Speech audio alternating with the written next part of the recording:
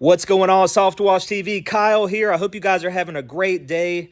I'm about to get out here and get after it, get washing. It is Saturday, February 24th, 2024. And it's that time of the year, guys, where me personally, I'm not taking any days off. Every day is a wash day or a work day. There's always something to do. So I wash most weekends. That's what I'm about to do. But first, I need to fill up on some water.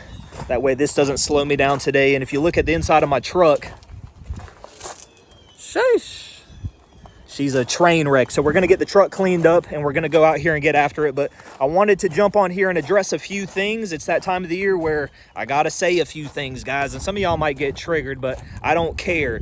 And but first, let's talk about helping competition, because I've gotten that question a few times lately and I want to address it.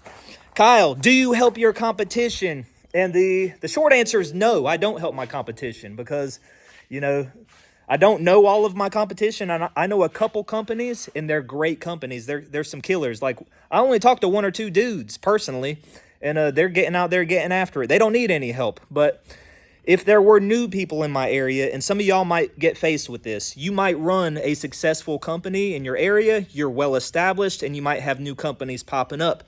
And they might reach out to you. I think that it's very important to establish relationships.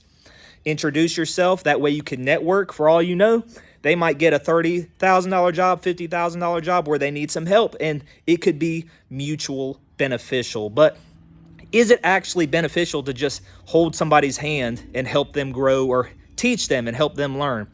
In most cases, guys, it's not beneficial for you. And a lot of guys might think I'm a dick for saying that, but I'm not in the business of holding people's hands. So I'm not going to sit here and give my time and energy, and I don't think you should either, to help a company grow, because in a lot of times it's one-sided.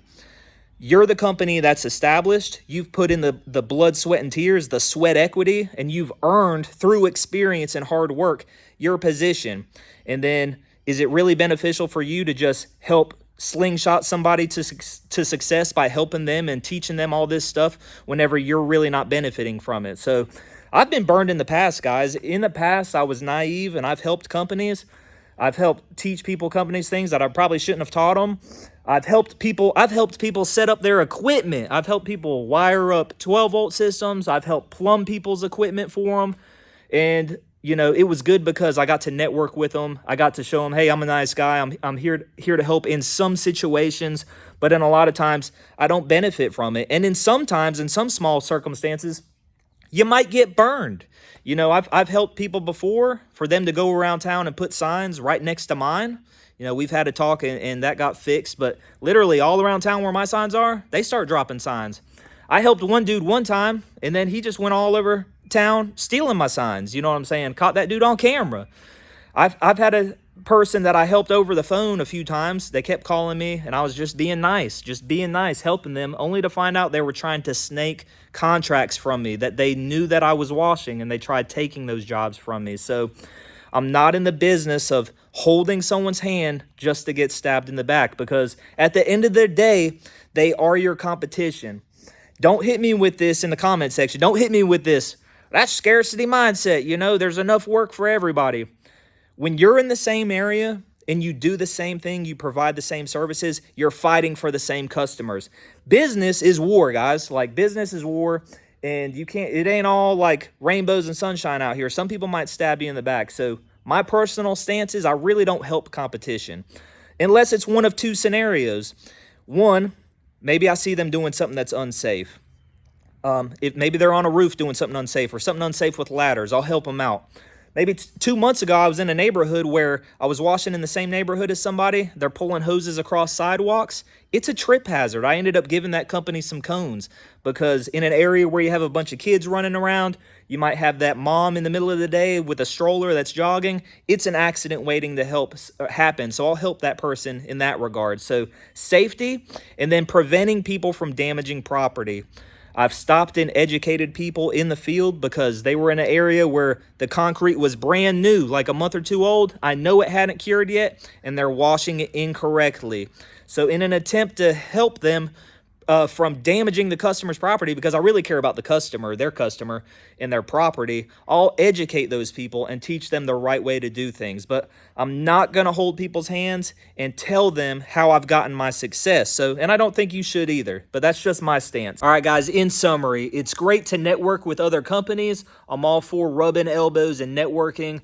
Like I said before, they might land a huge job and they might need your help. Or maybe you land that huge job. It's nice to know a couple companies that you could count on. But whenever it comes to helping your direct competition and giving them all of your secrets for success and answering all of their questions about equipment and chemicals and all of these things, you end up enabling these people and you actually do them a disservice. Sometimes the best thing you could do to help these people is to just cut them off and let them figure it out on their own. It's going to do so much for their growth to force them to find the answers that they're seeking instead of just seeking the simple, fast answer from you. You had to learn it the hard way, and you're better for that. Let them do the same thing. All right, guys, I got water. I'm about to head out, but before I do, let me address one last thing. It's that time of the year, and I hate making this type of video, guys, but around this time of the year, every year, I have to address this. I get a ton of support on the YouTube channel, guys. The best way, if you guys want to thank me for my content or say you appreciate my videos and stuff, is in the comment section, guys. Around this time of the year, I get inundated with a huge influx of phone calls from my pressure washing customers and also people from YouTube, guys. So just this week alone, I got 24 calls, and a bunch of text messages from people that aren't my customers for pressure washing. They're people that watch my content and want to get information from me, guys. So I noticed this trend a few years ago, and I appreciate y'all's support, y'all. I fucking love you guys. Like, I'm a good guy. I want to help, but because of this, you know, I'm a one-man show. I made an online training where I could teach you everything about washing roofs, concrete, houses, and I also go into how I get my jobs. I put digital templates on there for ads. I talk about my marketing scripts for soliciting jobs. I have all types of tools on there to help you grow. I did that because I just can't answer all the calls, guys. So there's a paid training that's $49 a month. You could keep it however long you want it and then get rid of it. Get all the knowledge you want. But at least that way I get compensated. You know what I'm saying? You learn, and then I get paid for my time and effort in giving you that information. Then I also do one-on-one coaching calls. So I'm not against taking calls from people that watch these videos, but you have to call me at a time where I'm available. So I think my coaching calls start at like 5 in the morning. So I'll take calls for in the morning time. I'll go out and wash all day. And then in the evening, I'll do some calls and stuff like that. But 24 calls this week during business hours. So a lot of times I'll be out in the field at a customer's house. I'll get a call from someone and they'll hit me with the, hey, love your channel, love the content. You're one of my favorite YouTubers. But I just got a few questions for you guys. And although I love the support you're giving me and the kind words, I'm out at a customer's house. I don't have time to just help people as much as I want to. I just don't have the time. And what kind of irks me is, you'll be surprised how often this happens. I'll tell people I'm busy at a job site, and they'll say, oh, that's great. Just call me when you're done with that house. Or they'll just ignore me entirely and be like, oh, that's great. Get that money, man. Get that money. Just want to ask you about this X-Jet. How do you use it? Or where do you get your bleach and all this stuff? So I just want to tell you guys this, food for thought. If you're going to call a YouTuber, it's great to show support, but at least ask if they're busy or if it's a good time to call. Some guys like taking calls and they'll answer things for you, but other people are just busy and as much as they want to help, they can't help you. So I think I speak for a lot of people whenever I say that. But some of these questions, guys, let's talk about accountability and holding hands.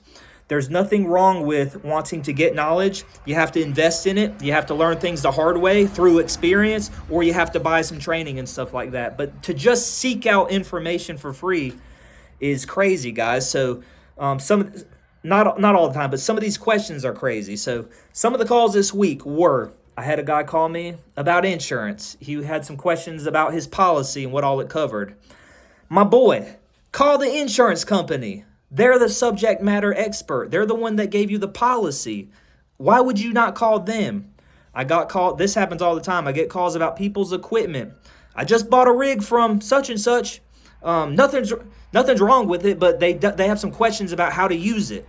Instead of calling the equipment company and bothering them, people think it's a good idea to call me whenever I'm out washing and bother me with their questions. Another one was about yard signs. Someone wanted to call about yard signs and ask about the prices that I pay for stakes and double-sided signs. Instead of just calling a marketing company or the yard sign company. Guys, come on. You have to take accountability as men. We are grown-ass men trying to run businesses. You have to take initiative, guys. So I hate addressing this. I wish all of you guys the best. I have paid training. I have coaching calls, but you have to go through that way. You know what I'm saying? Just calling me and kind of like buttering me up with, I appreciate your content and all this, but I just got a few questions.